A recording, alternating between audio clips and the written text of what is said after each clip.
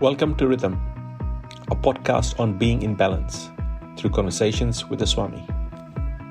Namaste, Rhythm listeners. My name is Sunil. I'm with Swami Tadananda from the Ramakrishna Vedanta Center of Auckland, New Zealand. How are you, Swamiji? I'm good, Sunil. How are you? I'm good, thank you.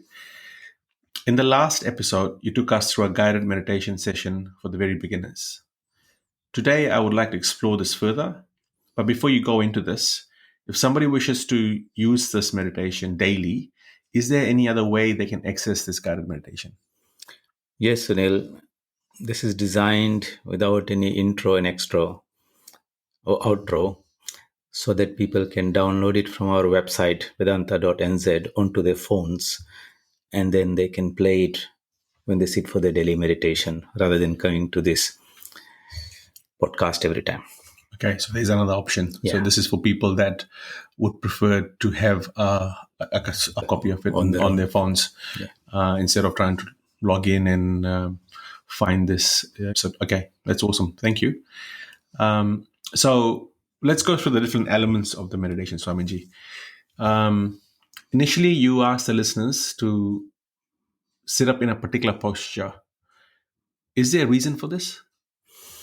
Yes, there is. During meditation, there is intense activity along the spinal cord. And therefore, it's important to keep the back in a relaxed, upright posture. That means it is not a good posture to sit down or lie down on a sofa on a bed, or sit in a chair reclining, or sit bending forward. It should be upright, but not a stiff posture like you're tight in, It should be steady and it should be comfortable. Sthiram sukham. Sthiram means steady, sukham means comfortable posture. And of course, you need to be able to sit in that posture for quite some time without aching in the knees or something like that. So if one can sit cross-legged on the floor, it's very good. That's a very comfortable, steady posture. Lotus posture and others are there for those who have the flexibility of the body. But those who are not trained to sit long on the floor, they can use a chair, but not a chair in which they will recline. Maybe stool type of thing is best, where you have nothing to fall back into. And so, but the important thing is that the back has to be upright so that the spinal cord is not under pressure. It's free within the vertebra. Okay. All right. Okay. Thank you. Then we go into the elements of breathing, and you ask the listeners to breathe sort of quite deeply. Is there a reason for that? Yes, we ask people to breathe deeply and in a rhythmic manner. Most people don't breathe properly. So imagine the lungs are like a bladder. Yeah. Air is drawn in and then pushed out, inhaled and exhaled. But many people don't breathe in deeply. That means the lungs don't inflate fully. And when the air is pushed out, not all the air is pushed out. Some residual air remains in there. That air would have a lot of carbon dioxide in that. So when you breathe in deeply, you are taking a lot of fresh air. And when you exhale deeply outside, you are almost pumping out most of it. And so there's a lot of exchange of oxygen in the system, and your mind is alert, your body is charged with that energy. The important thing is that, and the second thing is that we want to breathe in a rhythmic way. So the body and the mind are interconnected, and the breath reflects quite a bit about the state of the mind. Breath is actually an activity that we see happening in the body due to the flow of the energy in and out. Right. That energy is called prana. That's what we need. We either take the energy through food or through air, but that's what sustains the body. And therefore, if somebody is suffocated, within a few minutes he dies. Such is the cruciality, how crucial it is.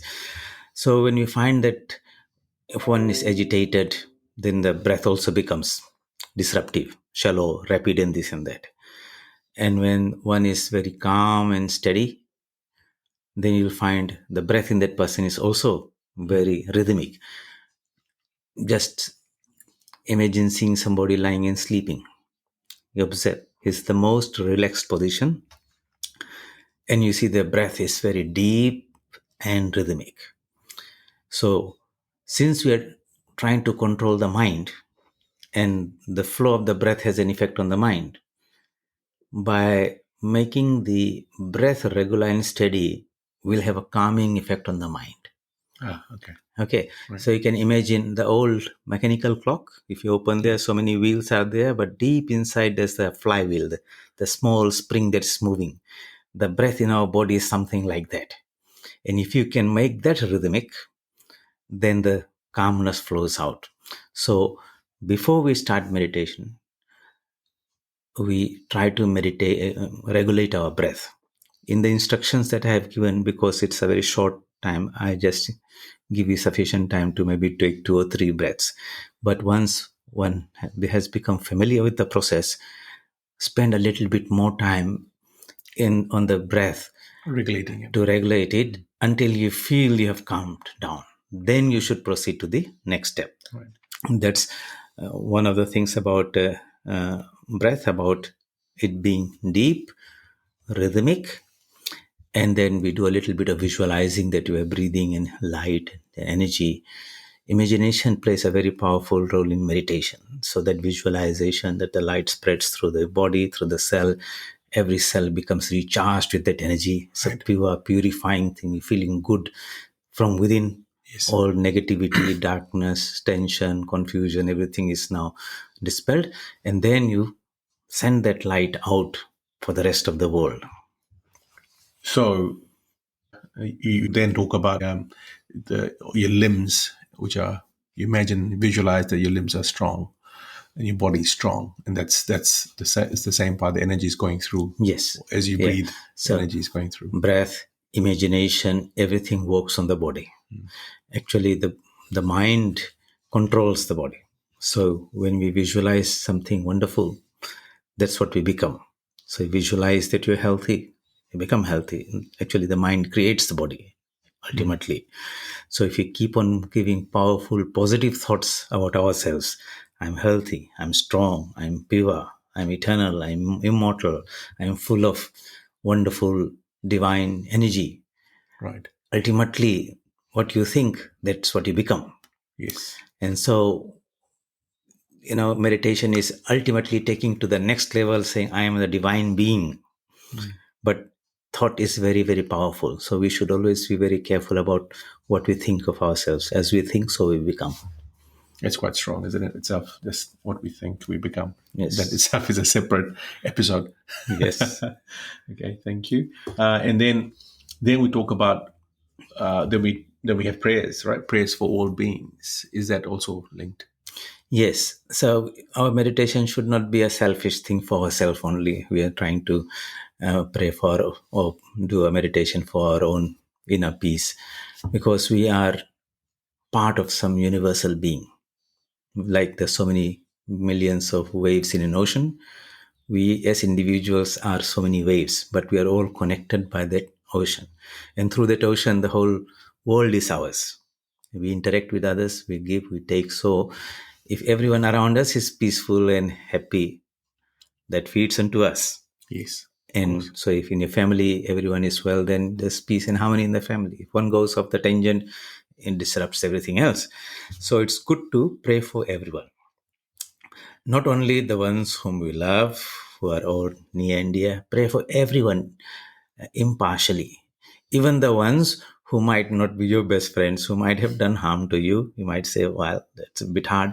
But you see, if you forgive them, if anything they have done wrong, at least it gives you that peace of mind.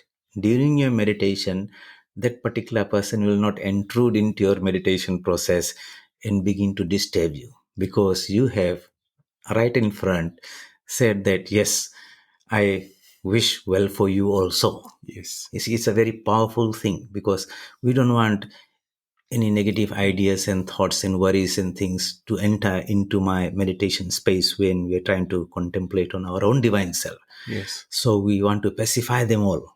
And the best way to pacify them is to pray, send out that positive energy, and it integrates us, because the truth is that we are all connected and interconnected. In ignorance, we have done harm to each other, or differences might be there, but they are trivial things. Let's not make a big deal about it. And the connection is to do through the ocean. So that's why we approach to the divine presence that connects us all and say, through it, may all be peaceful, joyful, and you send your prayers in all directions to all beings, plants, animals, whatever is there. Visualize that wonderful, pure energy of love and compassion radiating from you for the good of the world. That itself expands our own heart. That is the benefit we want. Our heart should expand. Yeah. Wow. Okay. These are now becoming individual topics. I'm writing them down for the future. Yes, we'll discuss them more. So we talk about the heart now, right? And you said, after we've sent the blessings, we've given our prayers, we now then turn our mind inwards into our heart. Yes, so the word we use, heart, should not be mistaken with the physical heart, the heart that pumps inside the body. The Sanskrit word for heart is hridayam, and it comes from the Sanskrit root words hrit, ayam. Hrit means the center. Ayam means this. So hridayam means this place where we feel this is the center of my being. We say from the bottom of our heart. Right. That means from the deepest truth. Yes. Okay. And so it's not the physical body. In the advanced level or next level of meditation, we'll talk about the physical body, the mental body, and the spiritual body. But what we are trying to say is that Hridayam means the spiritual core of our being. The physical body is there, the subtle body is the mental body, where we feel the sense of ego. So ego becomes a center of the mental body, but the ego is only a reflection. There's something beyond that, and that is where the divine principle is within all of us. So we want to gather the mind, which is sort of extroverted, focus inwards, and we'll have to give it some support, otherwise it will drift out again. Yes. So it needs to hold on to something. Yeah, and so that's why first we say in the center, there's a beautiful lotus. Visualize the light radiating out from in all directions. That means something wonderful is there in all of us. I want to connect with that source of energy, spiritual energy. So the energy, when you say energy, that's when we bring in light. Yes. And that's, all these very positive sort of words are used. Yeah, energy is a very universal representation of something wonderful. Light dispels the darkness. So it doesn't have to be, we can use different forms, but that will depend on the spiritual tradition somebody belongs to. Right. And within that particular tradition, what aspect of the divine that they have been praying and feel a closeness with. Right. So we give that option. First we say it's a nameless, formless spiritual principle. Right. But for the spiritual seeker, that light can take some form. Okay. And that form would be one's object of meditation. Right. So if somebody is a devotee of Christ, he says, I'll meditate on Christ, because to him, Christ represents the divinity, the light in a human form. But for another devotee, he might meditate on Rama, Krishna, Durga. It doesn't. They're all forms of the same formless being. Right. But as we are brought up in a particular culture and tradition, the natural constitution of the mind has got something that we can take advantage of to focus our mind on. Okay. All right. Okay, that makes sense. And while we're doing all of this, you also talk about, no, you don't actually say it, but if the mind wanders away when we're doing the meditation. Yeah, that is a common problem with everyone, and it's nothing to be wondered about. You see, look at the mind since our childhood. without much training, without any control. We have given it a free rein to go wherever and everywhere. Wherever the senses are pulling on, wherever the mind wants to go. And now suddenly we hear that it's good to meditate and have concentration of mind. So we start practicing. But one should be very practical and reasonable, not to expect some magic will happen, because that the training as it has been, likewise the mind will behave. So we have to be patient with ourselves. We have to be realistic in our expectations, not suddenly expect after a week or two of meditation to begin to get perfect concentration. That takes a lot of hard discipline in any field, whether it's a sportsman or anything. Discipline is necessary. Sustained perseverance is necessary for control to be developed. So that's why we give the mind one object of concentration as an anchor to hold the mind there. It doesn't matter what object. The important thing is to develop the concentration by focusing on that one object. The mind will drift off and you have to bring it back. It will drift off, we'll bring it back. So here we use a little bit of psychology. If you look at your mind, any thought, it's a succession of thoughts. One thought, mind jumps to another one and another one, another one. And so thousands of thoughts are constantly romping in the mind space. What we want to do is to have one pointedness of mind, ekagramana. And therefore we give the mind one object of meditation, and that should remain as an anchor. You should not choose one today and another one tomorrow type of thing. And the other thing we know is that name and form are interconnected, cannot be separated. So if I use the word cow, immediately in your mind, some image of a cow will pop up. Yes. Or if you see a cow somewhere, the word cow comes. The form and the name, nama and root, are interconnected. So when we use that psychological things and say, I'll give my mind one name and its corresponding form and keep the mind in that loop. So we'll observe the mind, what is thinking. I'll talk about that. But make sure that as the thought rises, it finishes.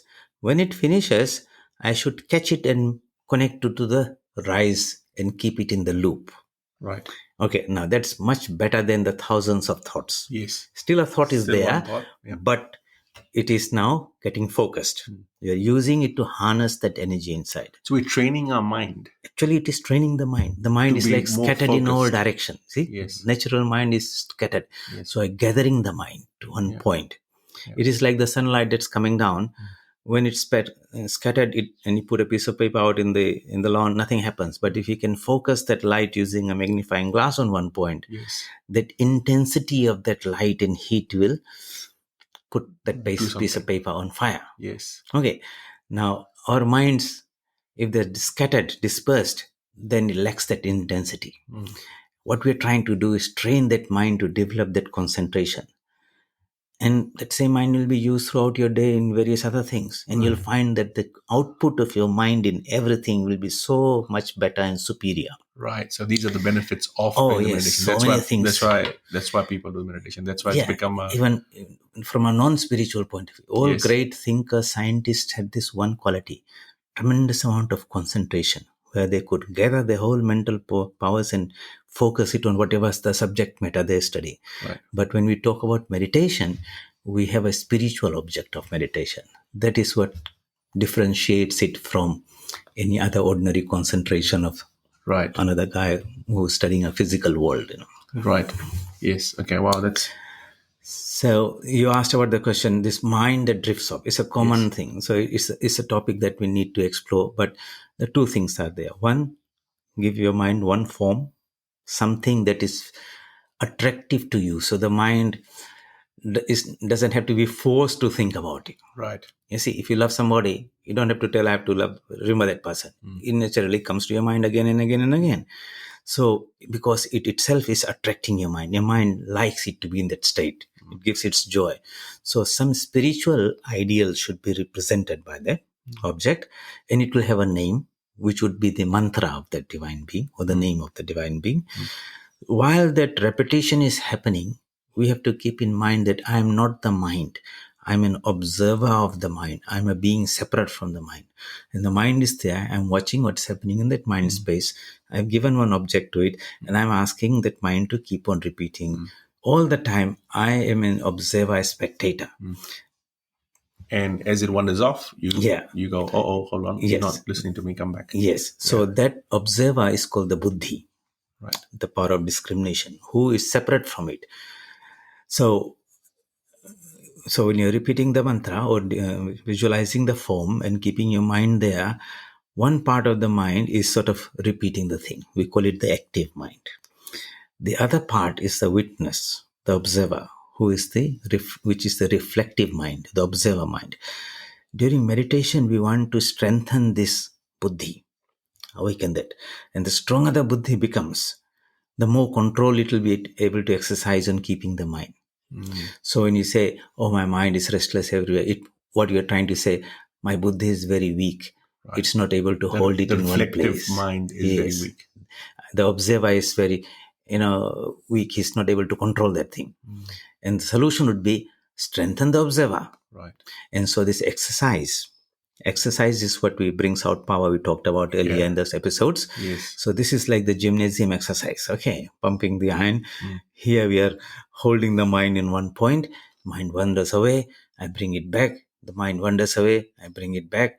Yes. It's like we're doing the gymnasium exercise. Gravity pulls the object down. I pull it up. It pulls it down. I pull it up. In that process, a muscle develops in you. Yes. So this exercise of again and again bring the mind focusing on the object gradually develops this buddhi power. Right. And it becomes easier. In the beginning, lifting a 5 kg in the gymnasium was painful. After 2 months, it becomes easier because the muscles have developed. So as we practice the meditation, in the beginning, don't bother about it, where the mind is going or how restless. We assume that it's very restless. It will happen like that. Yes. That's the starting point. But we'll focus more on our exercise. Let's do this correctly. And in time, the change should come. No. So two things I have talked about. Patience, perseverance, regularity. Yes. Discipline has there. You can't just say, I'll just do today or tomorrow. My mind is not ready. And when it becomes better, then I will meditate. It's like somebody who goes to the ocean says, too many waves, I'll not swim now. Let the waves disappear. It'll never disappear. Yeah. You have to get into the wave, jump into it, have to swim. So two things are there. One, this reminds me of when I was speaking to some colleagues, and they kept on saying, I've tried meditation. For a few days, I tried it. It just didn't work for me. Yeah. And that's just basically that's what he's saying is that it won't work. It doesn't work for everyone like that. Yeah. Unless somebody is a very spiritual, highly advanced spiritual soul who has come in this world, but has lifetimes of spiritual practice behind them. Right. But everyone has to struggle through that. So let's not even talk about that complaint. Mm-hmm. Okay. Yes. We're not going to listen to it. We expect that. We understand it will happen, but we will focus on the proper remedial steps. Two things are there again, because this is a real challenge. Sitting, breathing, all this is just preparation.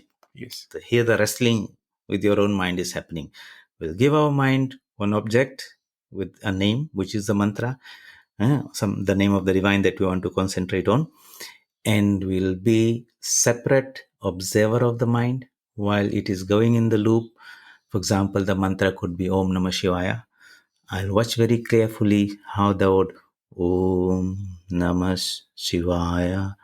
I'm observing the unfoldment, rolling fall of the mantra. In the beginning, everything might seem to be fast.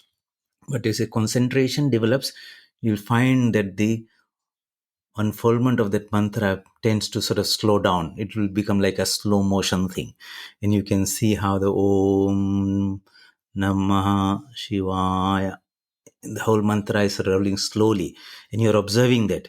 And you're vigilant. This is the word. You're vigilant when the Shivaya, Namah Shivaya comes. And at that point, you connect the tail of the snake to the mouth of the snake. Right. Okay. Yeah. So it continues in there. Loop. The risk is that the jump happens at the junction when one thought ends and the next one starts. Yes. And that's where I require that vigilance to just say, make sure that it doesn't catch another tail and run off somewhere else. Okay. Yes, that's right. So when people don't have mantras, there will be a lot of listeners that have not been initiated into any sort of spiritual life yet, have just started listening to our podcast. And what would you recommend for them? Well, if they are from the Hindu tradition, they would at least know the very general Gayatri mantra. It's a very powerful mantra. Yes. Learn the meaning. It's available on the internet. We can have an episode on that separately sometime. Otherwise, somebody who is not exposed to the tradition can use the mantra Om. Just the word. Just the word is mantra. A mantra itself. It itself is a mantra. It's Shabda Brahman, the Supreme Being.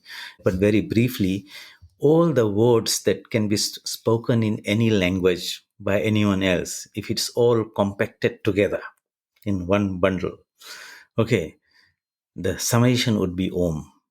Because when we speak, as I'm speaking different words, at one end of the mouth is open, ah, and it could be at the other end closed, and the impulse of the ah rolling forth on the board of the sounding board of the mouth rolls through ah, and so within this Om, that is the matrix in which all the alphabets and everything is contained, and as such, this is the best symbol, sound symbol of the most universal force. Okay. It's not a Hindu thing. The other thing is that sound is present, constantly happening in every individual, every living being. It rises from the navel upwards, ceaselessly, without anyone prompting it. It's called anahata dhvani. So basically that is there all the time at a subtle level happening. And when we consciously repeat the mantra Om with great concentration, then this physical part begins to tune in and resonate with the subtle dimension of our own being. Right.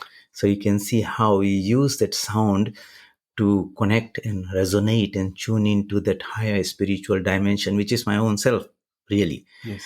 Initially, we are thinking that we might be praying to some God out there, but the real God is our own higher self.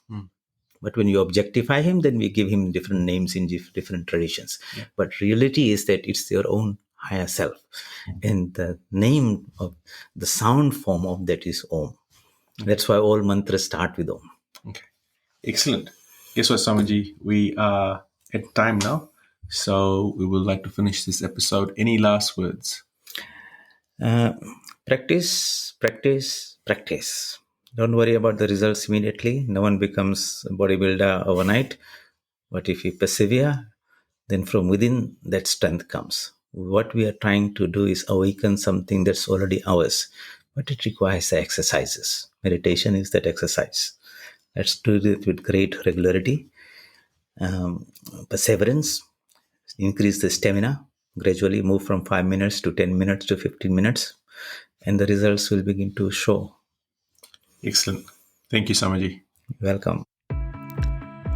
Thank you for listening. Being in Balance, Rhythm. For more information, please visit www.vedanta.nz.